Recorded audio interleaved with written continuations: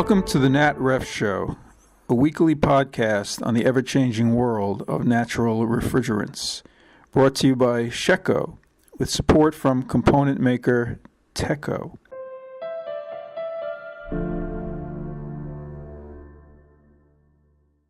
Today, we will be discussing the major news items impacting the world of natural refrigerants.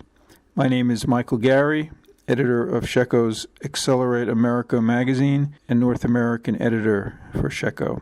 And I will be hosting today's podcast from Shecco's New York area bureau outside of New York City. I am joined today by my colleague in Brussels, Belgium, Charlotte McLaughlin. Hello, Charlotte. Hi, Michael. And we will be hearing as well from Andrew Williams, European editor for Shecco, and Devin Yoshimoto, our Asian Pacific reporter.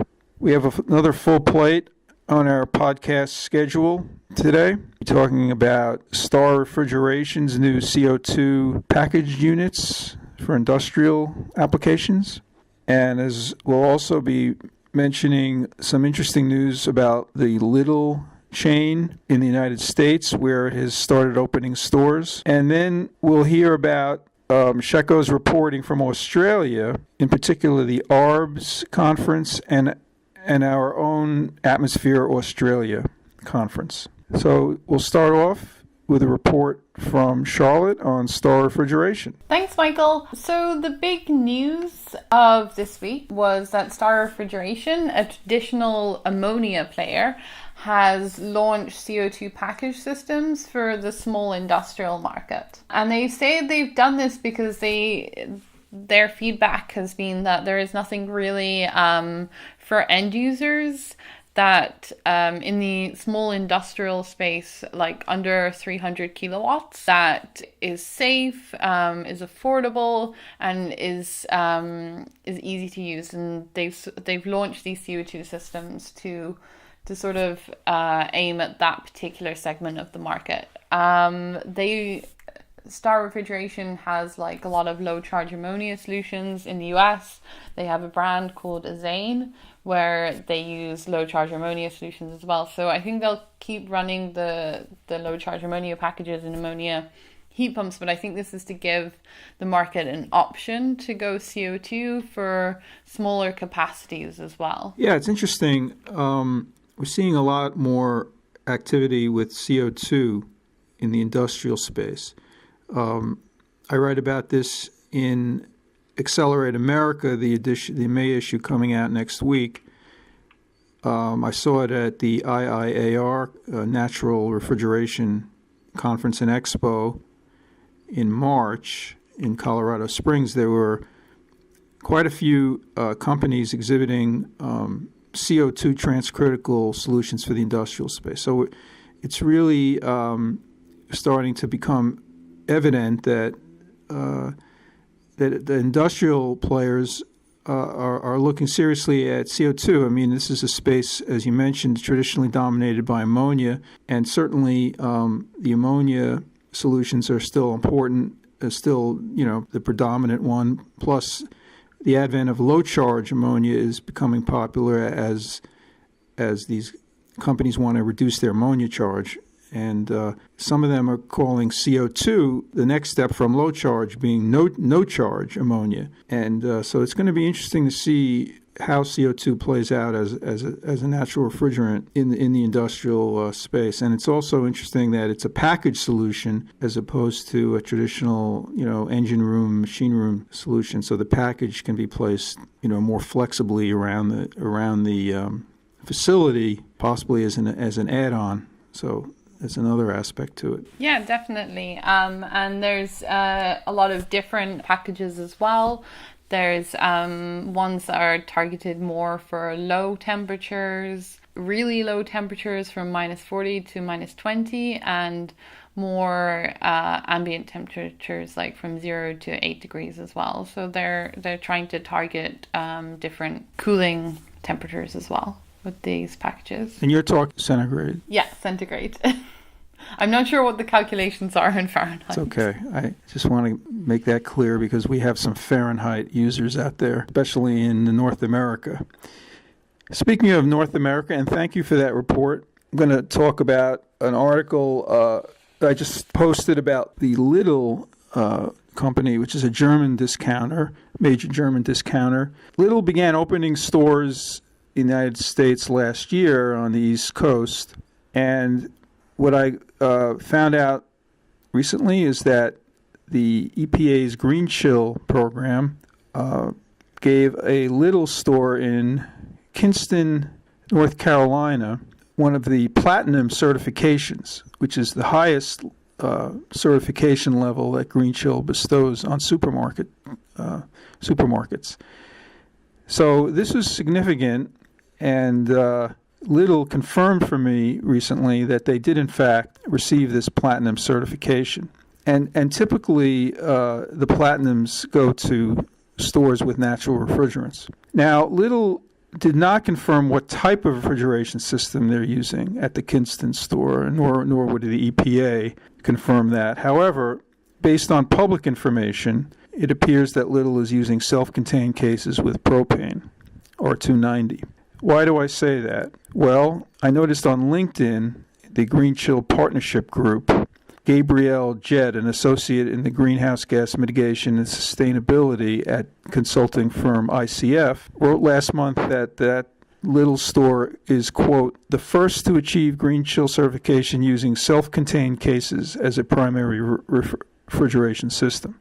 So that's certainly an indication that they're using self-contained. Now, what about propane? Well, we know that in Europe, Lidl said in 2016 that it has committed to using propane for all new plug-in self-contained refrigeration units throughout its German stores, and plans to roll out R290 for all future installations across Europe, which to me sounds like a pretty good commitment to R290. So that's why, as I say, the evidence points to this platinum store being a self-contained R290 outlet. And this is something I write about extensively in the next issue of Accelerate America, coming out next week, in the cover story called The Rise of Hydrocarbons in Stores and Homes.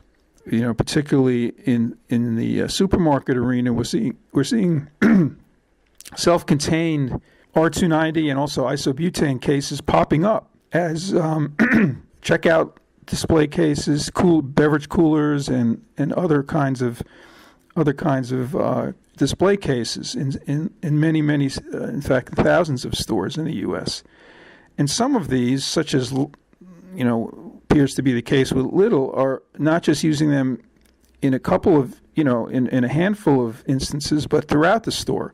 Many, at least 50% of the store, and some even going to full store lineups. And this could really change the whole game with respect to supermarket refrigeration, which has traditionally been a central, remote kind of layout for refrigeration, as opposed to self-contained. Do you think this will be the case, Michael, that people will switch from, remote CO2 booster systems using these self-contained propane cases?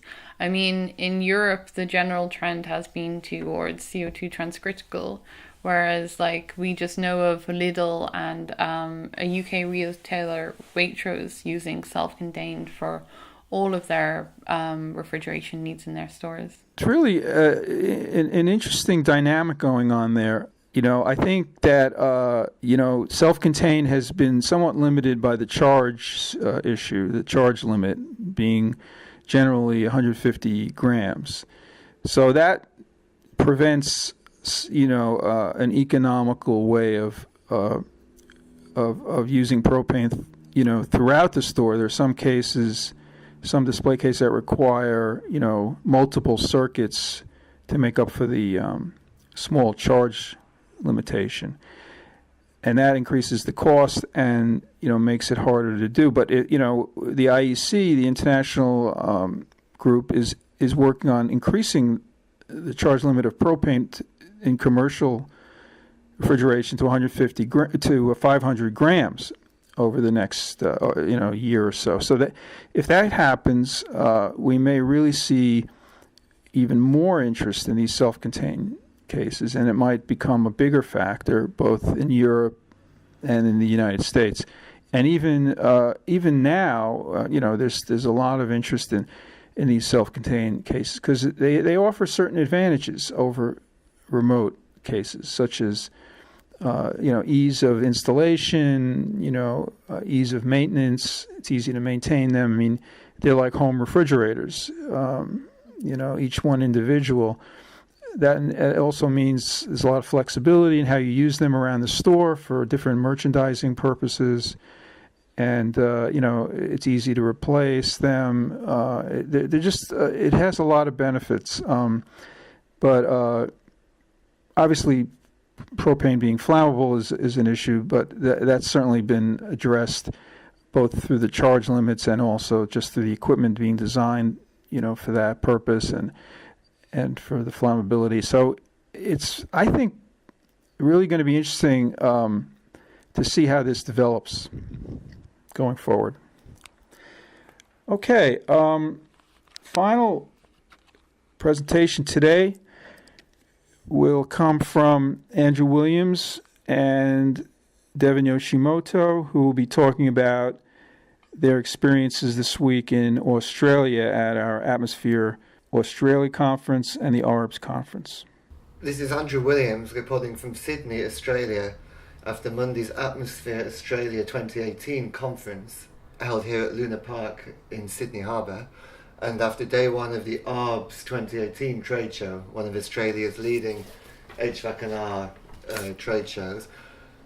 I'm here with Devin Yoshimoto, our APAC reporter, to kind of take stock of some of the trends for natural refrigerants in Australia and New Zealand that we've seen at Atmosphere Australia and after ARBS day one. Right. Just to set the scene a little bit about our Atmosphere Australia conference on Monday, we had 220 participants, among which 94 different companies and organisations, 25 sponsors and exhibitors, 33 expert speakers, and many end users also. Andrew, we had a very good vibe, I would say, a really good positive energy at the conference this year. And I think one of the main things that people noticed was that we had a lot of engagement with the audience in terms of questions. There wasn't actually so much engagement from the audience directly, but what we did have was a lot of questions through Slido. And I think what that showed is that this year, people are really starting to take notice of the change that's happening in Australia in terms of the HFC phase down, because this started this year, January 1st, 2018. There's definitely a long way to go, but there was a lot of interest shown by the audience in the questions that they asked during all of the sessions. One of the first sessions that we had that day was the Technology Leadership Roundtable, where we had some of the leading companies, a lot of the sponsors who sponsored the event, talk about their view of the market. What did you think one of the main messages they had was that day for the audience? I think what we heard from Atmosphere Australia is it's education, education, education. It's about communicating and raising awareness of, first of all, on the political side, that the HFC phase down in Australia and New Zealand is coming, and that now is the time to invest in the technology alternatives that are going to deliver that. If we look at the Australian context, the HFC phase down has already begun on the 1st of January this year. Now the country is aiming to reduce its HFC consumption by 85% by 2036.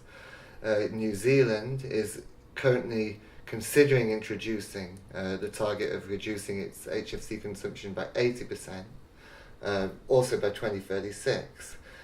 Currently, the HFC management regime in New Zealand is governed by an emissions trading scheme. So I think what we're seeing is the political context is there, the framework for phasing down HFCs is there, and now the time is right for natural refrigerants to step in as the market-ready replacements. We're seeing that natural refrigerants are having an impressive market share in other parts of the world, such as Europe, but perhaps there's some need to raise awareness of the availability of this technology and the components that can deliver natural refrigerant solutions in Australia and New Zealand, and to sort of show the market that these solutions are available already now.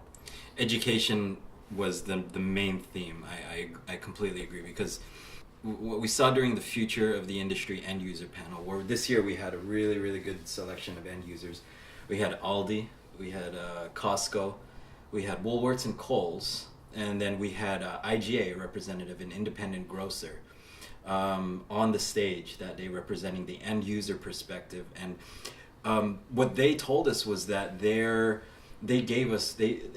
one of the other things I should note is that this panel was hosted by John D., who is a local business reporter with a program on Sky News that reports on sustainable initiatives for business. And I thought he did a really good job leading the panel.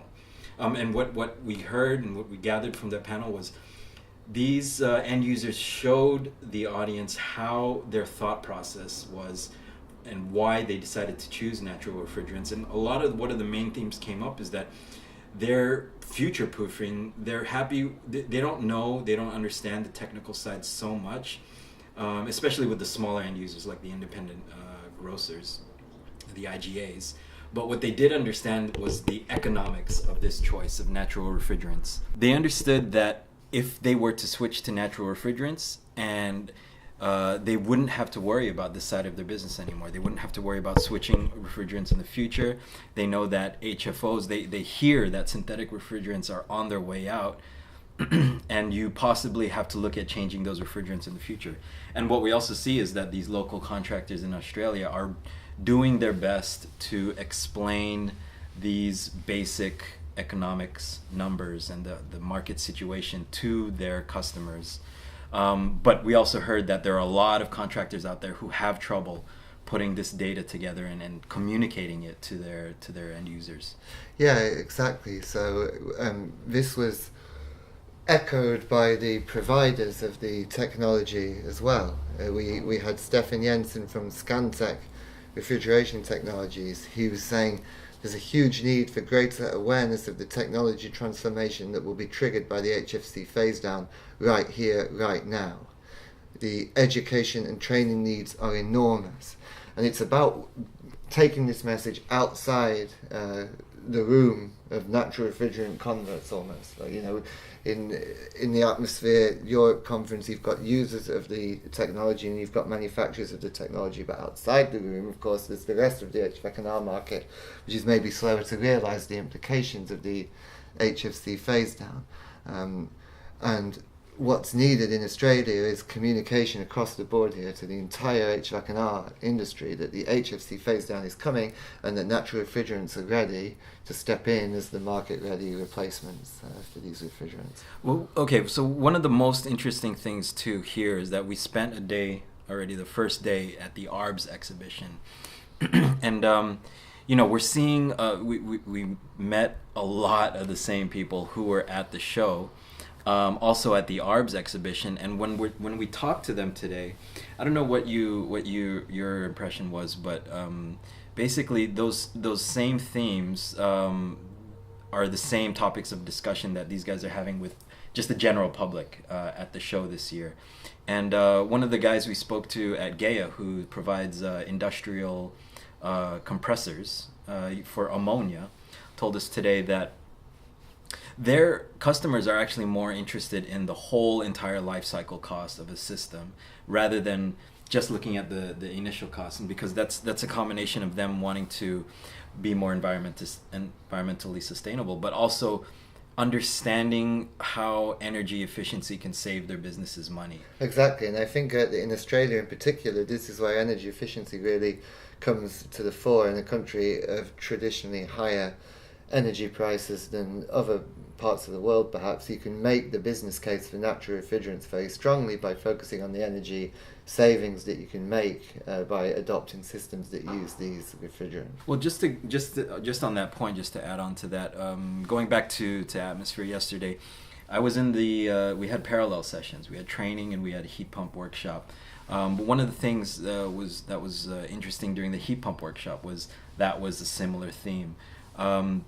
There, in a way, heat pumps are not as well known in the market as refrigeration or air conditioning, but essentially they're similar type of technology. But the issue in the market is that there's a lot of wasted energy here, and there's a lot of energy efficiency to be gained by heat pumps, but the problem is educating the end users and communicating to the end users. I know you were in the technology case studies section. Were you able to, what did you see during that session? I think if you look at some of the traditional obstacles that are cited for wider uptake of natural refrigerant technologies, particularly in the commercial retail sector, if you think about CO2 transcritical systems, which is such a big trend in Europe, where there's over 14,000 CO2 transcritical supermarkets already. There's over 3,100 in Japan, and yet in New Zealand there are just over 40, and Australia has just over 20. I think what came out of the technology case studies session at Atmosphere Australia, and what came out of visiting some of these companies' booths at ARBS today, is that the technologies for overcoming some of these challenges that are perhaps perceived by Australians in terms of the higher ambient temperatures in this country are already being successfully overcome in other parts of the world, including Southern Europe, Italy, Southern Spain, with the technology that was being presented at the show, like parallel compression, ejectors, etc. The add-ons that you can have in rack systems that are already delivering successfully in other parts of the world is ready in Australia. It's on display, and it's available. It's becoming more and more available, is what we're hearing also. These components, these systems, natural refrigerant systems are becoming, they're still difficult to get, but there's been a lot of progress made over this past year in terms of availability here in the Australian market. And some of the cost gap with traditional HFC systems will fall in Australia as the systems become more widespread, just as it has closed in Europe as they become more popular there. So I think the market opportunity is huge, and we're seeing the beginning of an exciting growth period for natural refrigerants in Australia. It's really exciting. So we're really looking forward to going back to ARBS again tomorrow. We're going to be speaking a lot more with a lot of the commercial system suppliers. One of the most exciting things we saw today was the display of water loop, hydrocarbon water loop systems by RNEG, who we interviewed today and said that they're seeing a lot more opportunity for these systems. It's the market is just about ready, so they're presenting now so that they're in a position to supply these systems when customers start demanding them in the near future. So we want to see more of that. We're looking forward to seeing a lot more at ARBS over the next 2 days and finding out a lot more about what's happening in Australia. But overall, we had a really great atmosphere in Australia with great energy. It's spilling over into the ARBS event, just like we saw today. And we'll have more to report over the next few days. Thanks, Devin. And so I would encourage listeners to the NatRefs show to tune into next week's episode as well, where we'll have more from the final days of the ARBS trade show in terms of the natural refrigerant trends here in Australia. Back to the studio. Thank you, Andrew and Devin. Well, that wraps up today's NatRefs show. I want to thank my colleagues, Charlotte, Andrew, and Devin, and thank you for listening. We'll catch you next week on the NatRefs show.